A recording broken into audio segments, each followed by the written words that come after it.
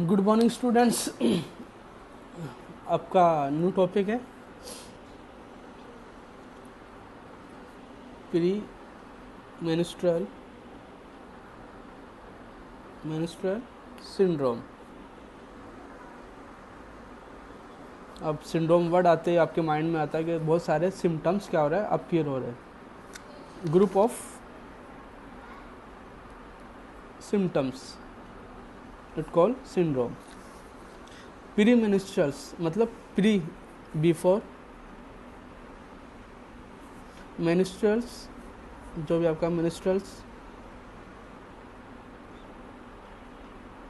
Cycle, before menstrual cycle बहुत सारे symptoms आ रहे हैं, इसे अपन बोल रहे हैं प्री मेंस्ट्रुअल सिंड्रोम। समझ में आ गया होगा वर्ड से ही, pre menstrual syndrome. Before menstrual cycle बहुत सारे चेंजेस बॉडी में आ रहे हैं या बहुत सारे सिम्टम्स अपीयर हो रहे हैं, ग्रुप ऑफ सिम्टम्स, तो इसे अपन बोलेंगे प्री मेंस्ट्रुअल सिंड्रोम। डेफिनेशन देखते हैं इसकी। It is a group of symptom, group of symptom मतलब सिंड्रोम। आ गया आपको समझ में। डेट इंक्लूड, अब वो किसको इंक्लूड, कौन कौन से सिम्टम से इंक्लूड होते हैं? हेडेक, इरिटेबिलिटी,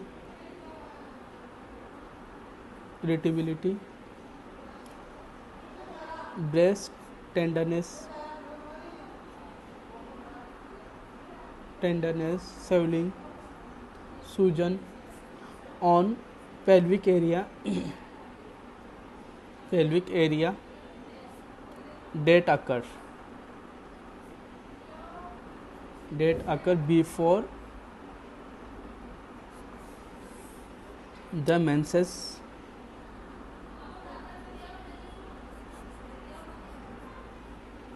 एंड सबसाइड मतलब या उसके साथ भी हो सकता है, मेंसेस के साथ में भी ये जो सिम्टम्स है वो अपीयर हो सकते हैं विथ द ऑनसेट ऑफ मेंस्ट्रुअल्स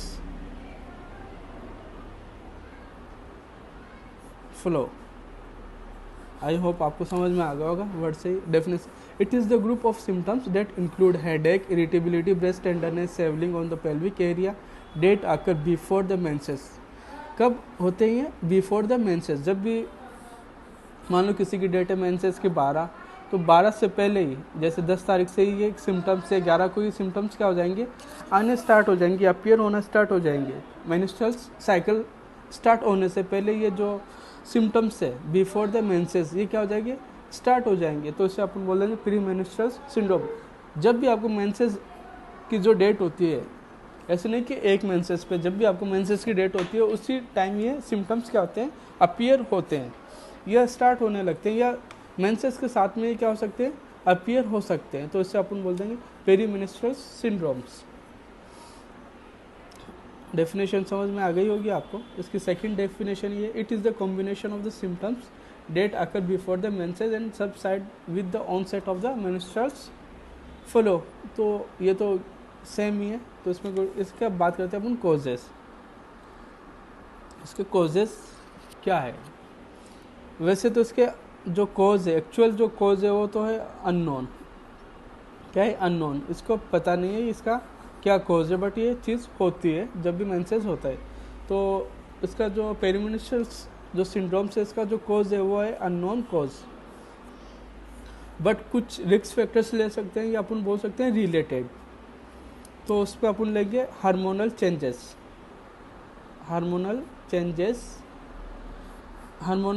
की वजह से भी जैसे इंक्रीज क्या हो जाता है, आपके हार्मोन्स हो जाते हैं। तो इस चक्कर में, इस कंडीशन में भी क्या हो सकती है, सिम्टम्स अपीयर हो सकते हैं, बट कंफर्म नहीं है। इसके बाद में कुछ कॉम्बिनेशन फैक्टर्स है या कॉजेज है।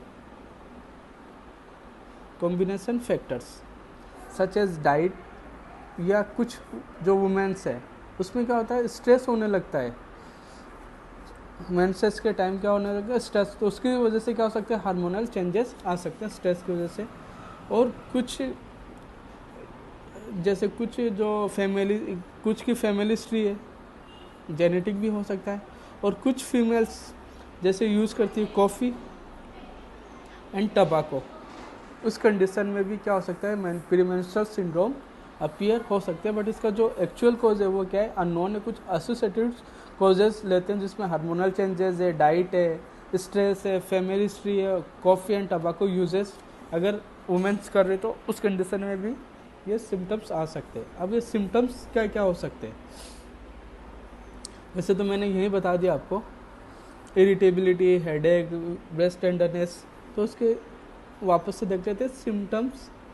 तो प्रीमेंस्ट्रुअल सिम्टम्स से कलेक्शन ऑफ, जो सिंड्रोम है ये है कलेक्शन ऑफ या ग्रुप ऑफ सिम्टम्स। तो फर्स्ट टेस्ट में अपन देख रहे हैं इरिटेबिलिटी,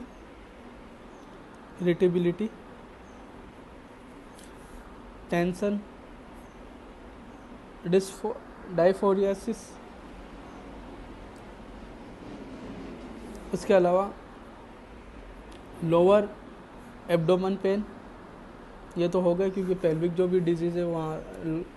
फिर है abdominal cramps,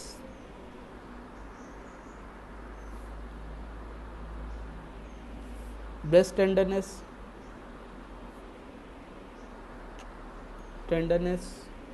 anxiety, joint pain, headache,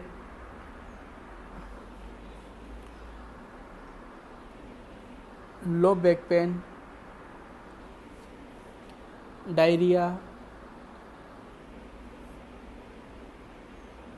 फैटिक, stress और मूड स्विंग, मूड स्विंग्स, मतलब क्या हो रहा है, चेंजेस आ रहा है। तो ये हो गए इसके सिम्टम्स। बहुत छोटा सा टॉपिक है। अब बात करते हैं डायग्नोस्टिक इवैल्यूएशंस। तो डायग्नोस्टिक इवैल्यूएशंस में अपने कुछ history collection and physical examinations, वो अपन कर ही लेंगे। वैसे इसका कोई लैब टेस्ट नहीं है, इसका जो भी एग्जामिनेशन है उसमें लैब टेस्ट नहीं है। ये तो फिजिकली चेंजेस है। क्या है, फिजिकल चेंजेस। तो जैसे ही मेंस्ट्रुअल्स स्टार्ट होंगे तो ये सिम्टम्स क्या आने स्टार्ट हो जाएंगे। तो इसका जो एक्चुअल डायग्नोसिस है वो है आपका हिस्ट्री कलेक्शन। क्या है आपका, हिस्ट्री कलेक्शन। अगर हिस्ट्री से पता चल जाएगा कि इसको ये हो सकता है, बट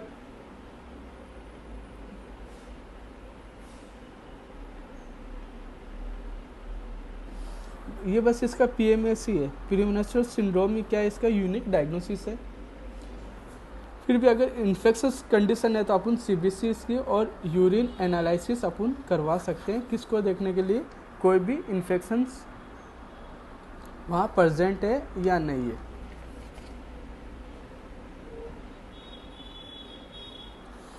और PMS को देखने के लिए आपको एक्चुअल,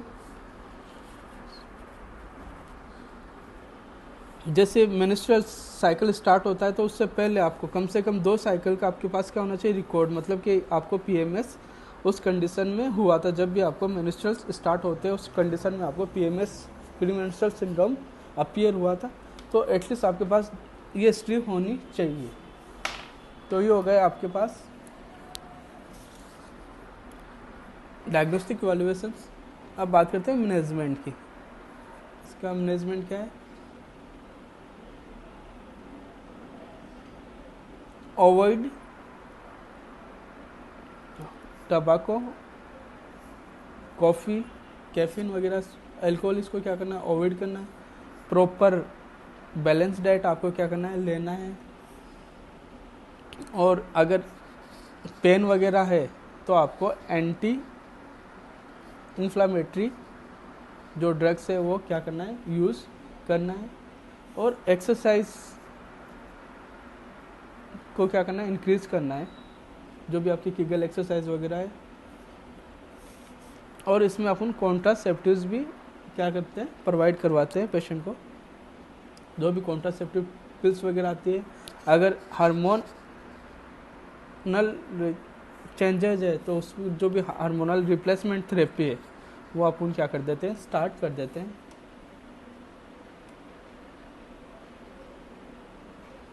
और बाकी जो भी आपके सिम्टम्स आ रहे हैं उसी के बेस पे अपन क्या कर लेंगे, ड्रग्स यूज़ कर लेंगे। जैसे एंजाइटी हो रही तो एंटी एंजाइटी ड्रग्स ले लेंगे, पेन हो रहा तो एनाल्जेसिक्स मेडिसिन ले लेंगे, और इन्फ्लामेशन है तो एंटी इन्फ्लामेटरी जो भी ड्रग्स है वो अपन यूज़ कर सकते हैं। ये हो गया आपका PMS सिंड्रोम।